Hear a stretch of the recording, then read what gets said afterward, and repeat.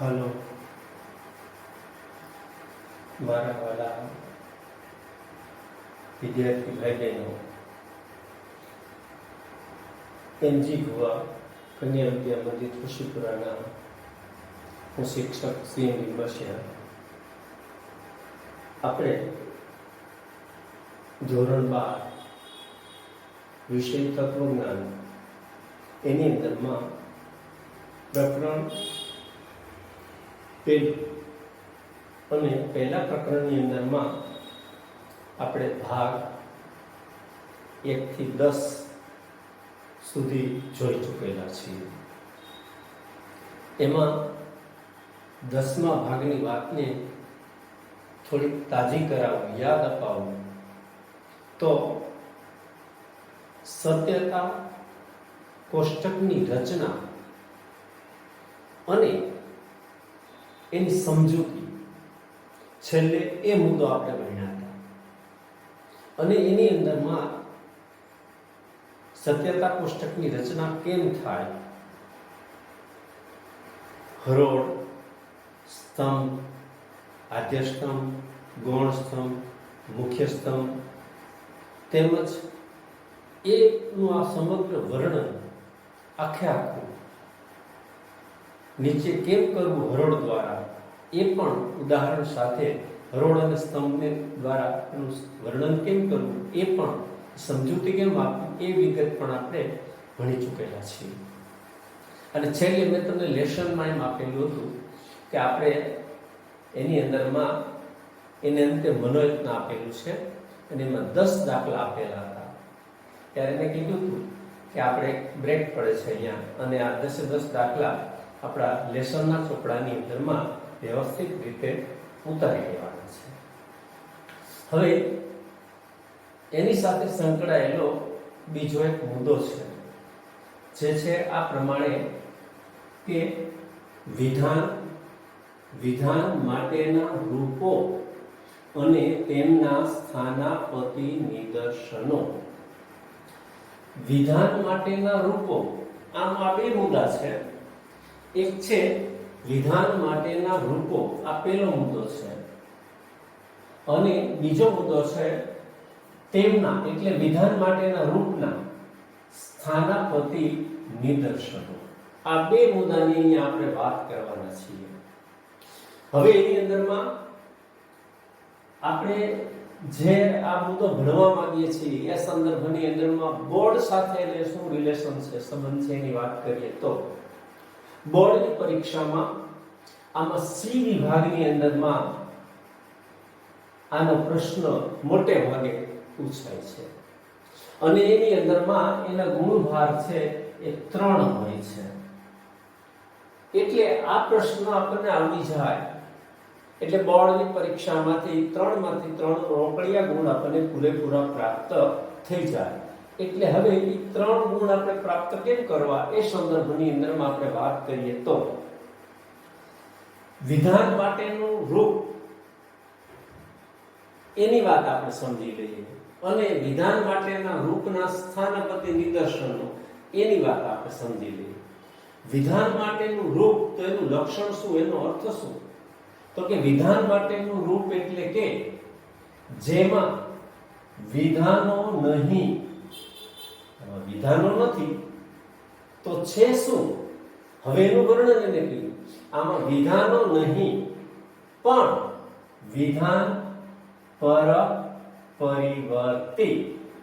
વિધાન પર પરિવર્તી એટલે બાળકો આપણને ખ્યાલ છે બીજી એબીસીડીના તમામ નાના અક્ષરો એ વિધાન પર પરિવર્તી છે. હવે વિધાન પર પરિવર્તી કે વિધાન પર પરિવર્તીઓ. વિધાન પર પરિવર્તી એટલે એક અક્ષર આવેલો હોય પેલી એબીસીડી નો અક્ષર, તો પણ આપણે તેને વિધાન માટેનું રૂપ કહેશું. અને વિધાન પર પરિવર્તીઓ એટલે જેની અંદરમાં 2 અક્ષરો આવેલા હોય, બીજી એબીસીડી ના 2 અક્ષરો આવેલા હોય, 3 આવેલા હોય, 4 આવેલા હોય, તો પણ આપણે તેને વિધાન માટેનું રૂપ કહેશું. હવે વિધાન માટેનું રૂપ એટલે કે એની અંદરમાં વિધાનો નહીં પણ વિધાન પરક પરિવર્તી કે પરિવર્તીઓ આવેલા હોય છે. આવા અહીંયા મેં 3 ઉદાહરણ આપ્યા છે. દાખલા તરીકે પહેલું ઉદાહરણ માત્ર p એવું સાદું ઉદાહરણ આપેલું છે. આ વિધાન માટેનું રૂપ બની ગયું. બીજી એબીસીડી નો નાનો અક્ષર p. એ જ રીતે બીજું ઉદાહરણ આપ્યું છે જેની અંદરમાં p અને q બે આપ્યા છે બીજી એબીસીડી ના નાના અક્ષરો. એટલે આ પણ રૂપ બની ગયું. આ વિધાન પરક પરિવર્તી એટલે પહેલું ઉદાહરણ, વિધાન પરક પરિવર્તીઓ એટલે આપણું બીજું ઉદાહરણ. એકથી વધુ પરિવર્તી આવ્યા તેમજ 3 પરિવર્તીઓ આવેલા હોય એવું પણ બની શકે. તો અહીંયા આપણા ત્રીજા ઉદાહરણની અંદરમાં 1 2 અને 3 પરિવર્તી 4 પરિવર્તીઓ પણ આવેલા હોઈ શકે એવું મોટું ઉદાહરણ પણ હોઈ શકે. દાખલા તરીકે આપણે લઈએ તો p દ્વિશર્તી q સમુચય r શર્તી s.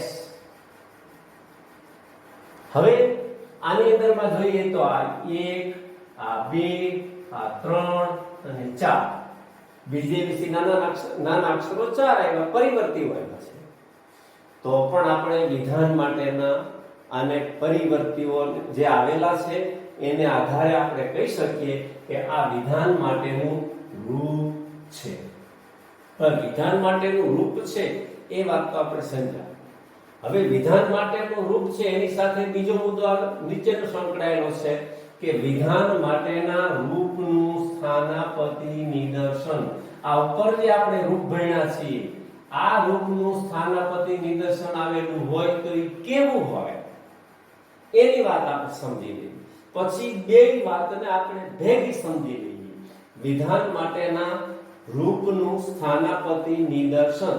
વિધાન માટેના રૂપનું સ્થાનાપતિ નિદર્શન એટલે કે વિધાન માટેના કોઈ પણ રૂપમાંથી, કોઈ પણ ગમે તે રૂપ હોય એ રૂપમાંથી મેળવવામાં આવેલા વિધાનને, જે આ બહુ મહત્વની વસ્તુ છે, મેળવવામાં આવેલા વિધાનને એ રૂપનું સ્થાનાપતિ નિદર્શન કહેવાય. ઉપર વિધાન માટેનું રૂપ આપણે ભણ્યા. હવે ઈ વિધાન માટેનું કોઈ પણ રૂપ આપવામાં આવેલું હોય પણ એ રૂપમાંથી જ્યારે કોઈ પણ વિધાન મેળવવામાં આવે તો તેને આપણે એ રૂપના સ્થાનાપતિ નિદર્શન તરીકે ઓળખાવી શકીએ છીએ. હવે વિધાન માટેનું રૂપ જે આપેલું છે એ રૂપના આપણે સ્થાનાપતિ નિદર્શનો મેળવી શકીએ. પણ સ્થાનાપતિ નિદર્શનો આપણે બે પ્રકારની રીતે પણ મેળવી શકીએ છીએ. એક વિધાન રૂપ ના એના સ્થાનાપતિ નિદર્શનો અથવા તો વાસ્તવિક દ્રષ્ટાંત ઉપર આધારિત એના સ્થાનાપતિ નિદર્શનો. બીજું કે એની પ્રાતિક રૂપ એના સ્થાનાપતિ નિદર્શનો એવા પણ આપણે મેળવી શકીએ છીએ. આપણી ચોપડીની અંદરમાં મોટે ભાગે આ પ્રાતિક રૂપ સ્થાનાપતિ નિદર્શનો આવે છે. પણ આ વિધાન રૂપ સ્થાનાપતિ જે નિદર્શનો છે, વાસ્તવિક દ્રષ્ટાંત સાથે સંકળાયેલા જે સ્થાનાપતિ નિદર્શનો છે એનો ક્યાંક ઉલ્લેખ છે. હવે આપણે જોઈએ તો કે દાખલા તરીકે વિધાન માટેનું રૂપ આપેલું છે કા p સમુચય q, જે અહીંયા પણ આપેલું છે એને આપણે અહીં લીધું. હવે એના બે પ્રકારના સ્થાનાપતિ નિદર્શનો મેળવી શકાય. એમાં ક્રમ 1 વિધાન રૂપ સ્થાનાપતિ નિદર્શનો, ક્રમ 2 પ્રાતિક રૂપ સ્થાનાપતિ નિદર્શનો. વિધાન માટેના રૂપ વિધાન રૂપ સ્થાનાપતિ નિદર્શનો આના આપણે મેળવીએ તો જો p ના સૂર્ય, p ના સ્થાને સૂર્ય ગરમ છે આવું વિધાન લીધું. અહીંયા સમુચયનું એના માટે અને મૂક્યું છે. પછી q માટે ચંદ્ર શીતળ છે. p P ના સ્થાને સૂર્ય ગરમ છે, Q ના સ્થાને ચંદ્ર શીતળ છે અને સમુચ્ચયનું અને મૂક્યું. આ થઈ ગયું એનું સ્થાનાપતિ નિદર્શન, વાસ્તવિક દ્રષ્ટાંત, વાસ્તવિક ઉદાહરણ. પ્રાતિક સ્વરૂપમાં આપણે મૂકવું હોય તો અહીંયા આ સૂર્ય ગરમ છે એના માટે એમ આપી દઈએ, અને એવું એના માટે સમુચ્ચય આપી દઈએ. ચંદ્ર શીતળ છે એના માટે કેપિટલ P આપી દઈએ, એટલે m સમુચ્ચય P. આ રીતનું પ્રાતિકરૂપ સ્થાનાપતિ નિદર્શન બની ગયું. હવે આપણે એનું બીજું સ્થાનાપતિ નિદર્શન મેળવવું હોય તો પણ આપણે મેળવી શકીએ.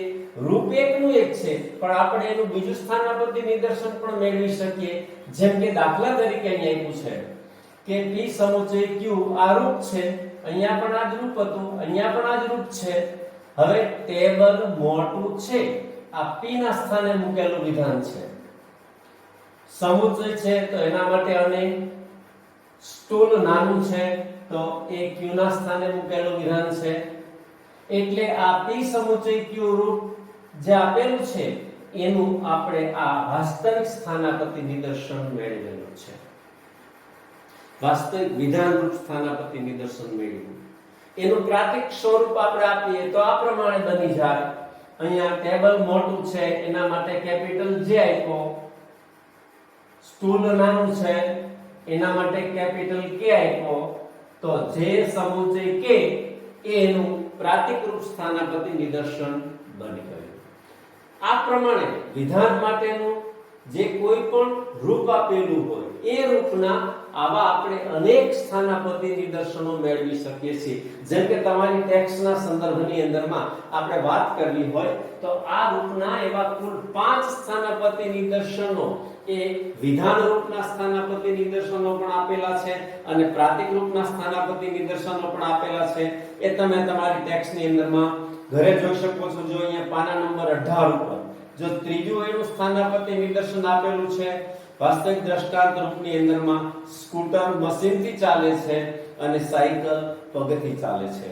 એની પ્રાતિક રૂપ સ્થાનાપતિ નિદર્શન એ સમુચ્ચય B1.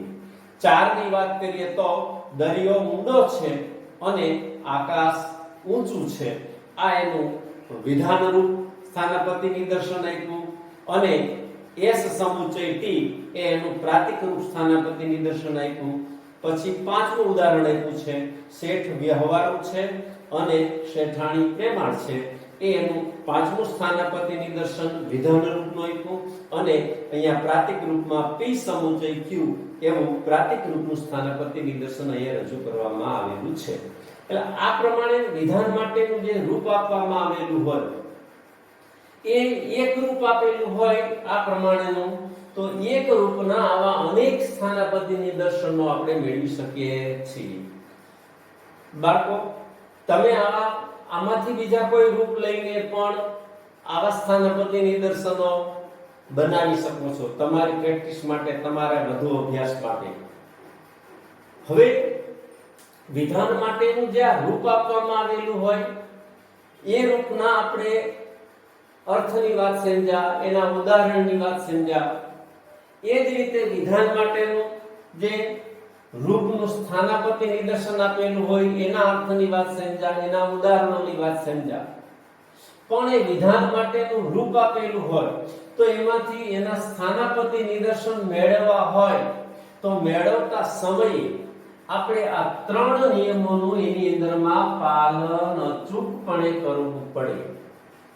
જો આનું પાલન કર્યા વગર આપણી મરજી પ્રમાણે સ્થાનાપતિ નિદર્શનો આપવાનો પ્રયત્ન કરીએ તો એ આપણા બધા સ્થાનાપતિ નિદર્શનો ખોટા પડવાની સંભાવના છે. એટલા માટે આ 3 નિયમનું પૂરેપૂરું પાલન કરવાનું છે.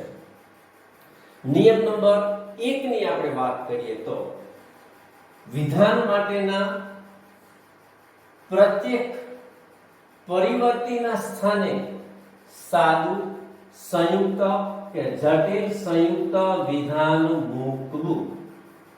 હવે વિધાન માટેનું જે પરિવર્તી આપવામાં આવેલું હોય એટલે બીજી ABCD ના જે નાના અક્ષરો આપવામાં આવેલા હોય એના સ્થાને આપણે કાં તો સાદું વિધાન મૂકી શકીએ અથવા સંયુક્ત વિધાન મૂકી શકીએ અથવા એના સ્થાને આપણે જટિલ સંયુક્ત વિધાન પણ મૂકી શકીએ છીએ. દાખલા તરીકે હું તમને એમ કહું કે માની લઈએ કે આ વિધાન માટેનું રૂપ અહીંયા આપવામાં આવેલું છે નિષેધ p. હવે આ p ના સ્થાને આ જે પરિવર્તી આવેલો છે એના સ્થાને આપણે સાદું વિધાન પણ મૂકી શકીએ. એટલે દાખલા તરીકે નિષેધ એક આ એનું થઈ ગયું સ્થાનાપતિ નિદર્શન. હવે આ p ના સ્થાને આપણે સંયુક્ત વિધાન પણ મૂકી શકીએ.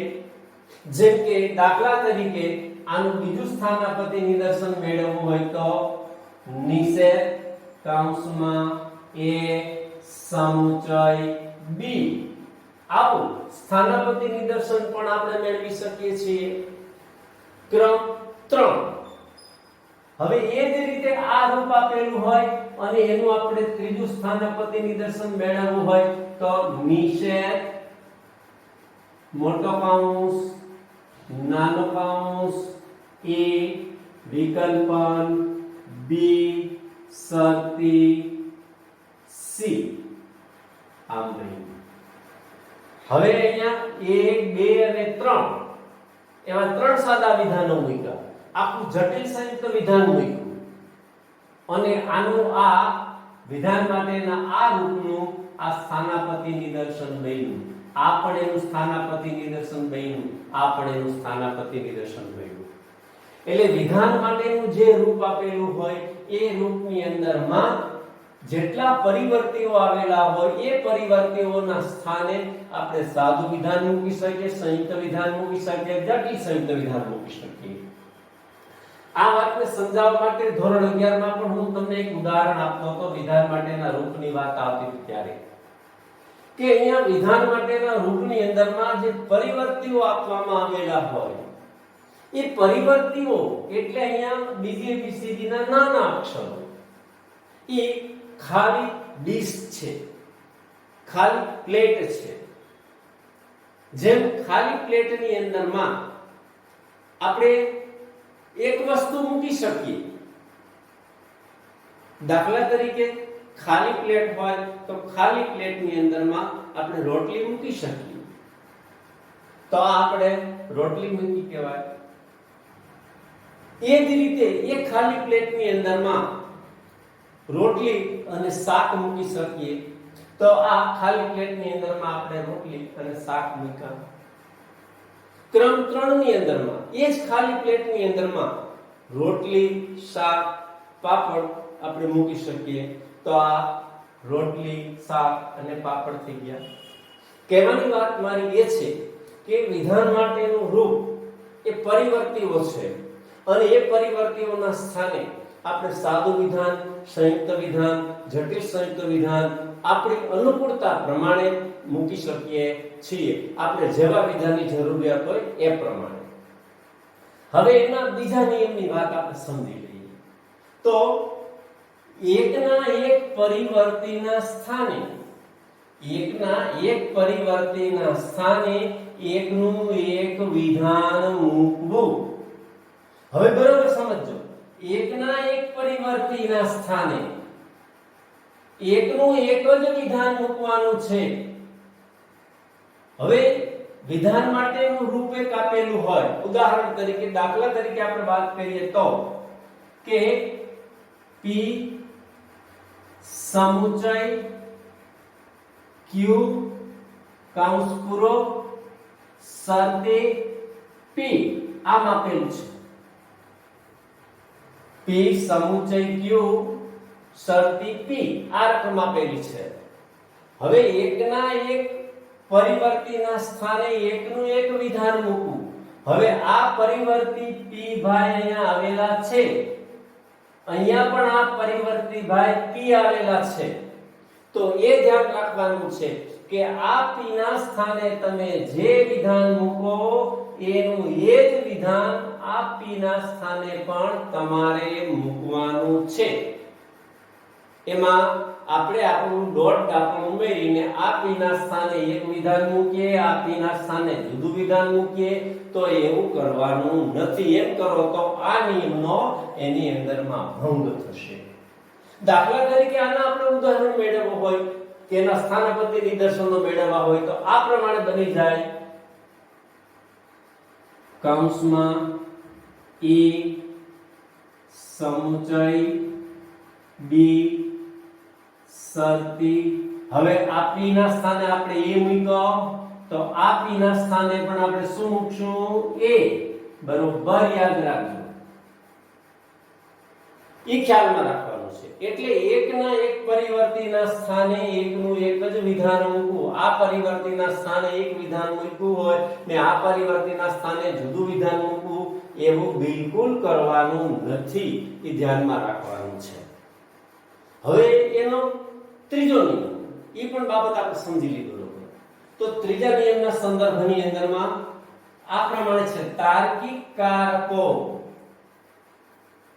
એટલે આપણા 5 તાર્કિક કારકો છે: નિષેધ, સમુચય, વિકલ્પન, શરતી, વિશરતી. આ જે 5 તાર્કિક કારકો આવેલા છે, ઈ તાર્કિક કારકોમાં કોઈ પણ પ્રકારનો ફેરફાર કરવો નહીં.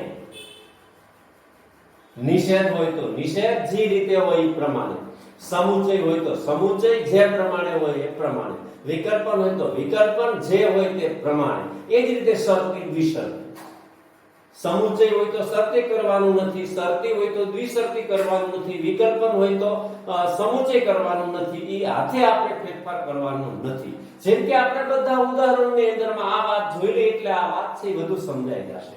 જો દાખલા તરીકે જો અહીંયા તાર્કિક કારક સમુચય એવું છે કૌંસની અંદરમાં, તો અહીંયા તમે જુઓ મેં સમુચય જ મૂક્યું છે. સમુચય છે એટલે સમુચય જ મૂક્યું છે એના સ્થાનાપતિ નિદર્શનની અંદરમાં. અહીંયા સમુચય છે તો વિકલ્પન નથી મૂક્યું. એ જ રીતે અહીંયા શરતી છે તો અહીંયા મેં શરતી મૂક્યું છે. અહીંયા શરતી છે તો મેં દ્વિશરતી નથી મૂક્યું. એટલે વિધાન માટેનું જે રૂપ આપેલું હોય એની અંદરમાં જે તાર્કિક કારકો આવેલા હોય એ તાર્કિક કારકોમાં કોઈ પણ પ્રકારનો ફેરફાર કરવાનો નથી. આપણે જે આગળનું ઉદાહરણ લીધું હતું એ ઉદાહરણને પણ આમાં ભેગો લઈ શકીએ. દાખલા તરીકે વિધાન માટેનું રૂપ આ પ્રમાણે છે: નિષેધ p. તો જો અહીંયા નિષેધ આવ્યું છે, આપણા આ ત્રણેય ઉદાહરણની અંદરમાં જોઈ લો. પહેલા ઉદાહરણની અંદરમાં પણ નિષેધ છે, બીજા ઉદાહરણમાં પણ મુખ્ય નિષેધ છે, ત્રીજા ઉદાહરણની અંદરમાં પણ મુખ્ય નિષેધ છે. ધ્યાનમાં રાખવાનું છે. હા, પણ બાકીના તમે જે અંદરના વિધાનો આવતા હોય એની અંદરમાં તમારા મરજી પડે એવા પ્રકારના વિધાનો છે કે મરજી પ્રમાણેના તાર્કિક કારકો મૂકવાની તમને સંપૂર્ણપણે સ્વતંત્રતા છે, મુક્તતા છે. એમાં કોઈ વાંધો નથી. હવે આને આધારે તમને એક વિચાર આવતો હશે કે વિધાન માટેનું રૂપ આ એક છે, પણ એના સ્થાનાપતિ નિદર્શનો તો અનેક બન્યું. ટેક્સ્ટમાં આ સિવાયના બીજા ઉદાહરણો છે. તમે પણ તમારી રીતે બીજા ઉદાહરણો બનાવી શકો. એટલે વિધાન માટેનું જે રૂપ આપેલું હોય એક રૂપના અનેક સ્થાનાપતિ નિદર્શનો હોઈ શકે છે.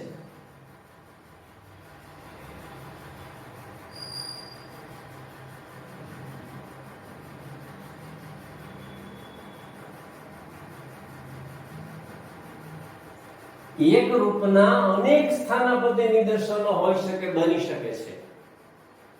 એ જ રીતે દાખલા તરીકે આ નિષેધ p છે તો એનું એક સ્થાનાપતિ નિદર્શન, આ બીજું સ્થાનાપતિ નિદર્શન, ત્રીજું સ્થાનાપતિ નિદર્શન, જેટલા બનાવવા હોય એટલા થઈ શકે. વિધાન માટેનું રૂપ એક જ હોય પણ એક રૂપના અનેક સ્થાનાપતિ નિદર્શનો હોય.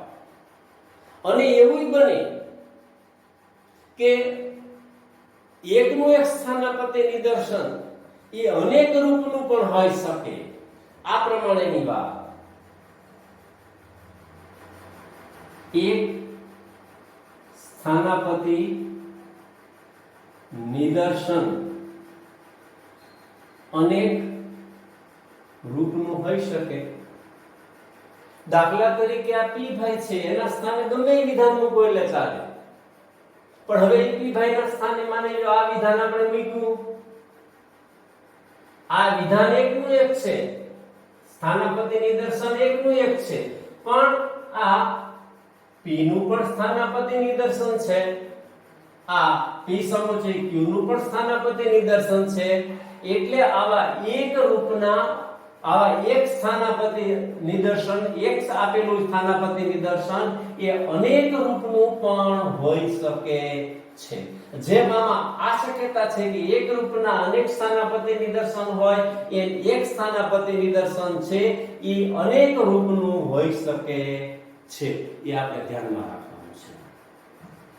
હવે આપણે વિધાન માટેના રૂપની આખી વાત સમજ્યા, એના સ્થાનાપતિ નિદર્શનોની વાત સમજ્યા. અને સ્થાનાપતિ નિદર્શનો બનાવતા સમયે આપણે કેની કાળજી રાખવી જોઈએ એવા 3 નિયમો પણ આપણે ભણ્યા અને એ બધાની ઉદાહરણ સાથેની વાત આપણે સમજ્યા. હવે વિધાન માટેના જે રૂપ છે એ રૂપના 3 પ્રકાર છે. વિધાન માટેનું તદેવાર્થક રૂપ અથવા એને તદેવાર્થકતા પણ કહેવામાં આવે.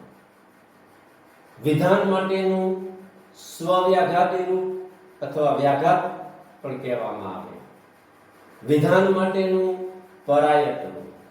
એટલે આ એના 3 પ્રકાર છે. વિધાન માટેનું તદેવાર્થક રૂપ, વિધાન માટેનું સ્વવ્યાઘાત રૂપ, વિધાન માટેનું પરાયત રૂપ. આ 3 રૂપ વિશે આપણે ભણવાના છીએ.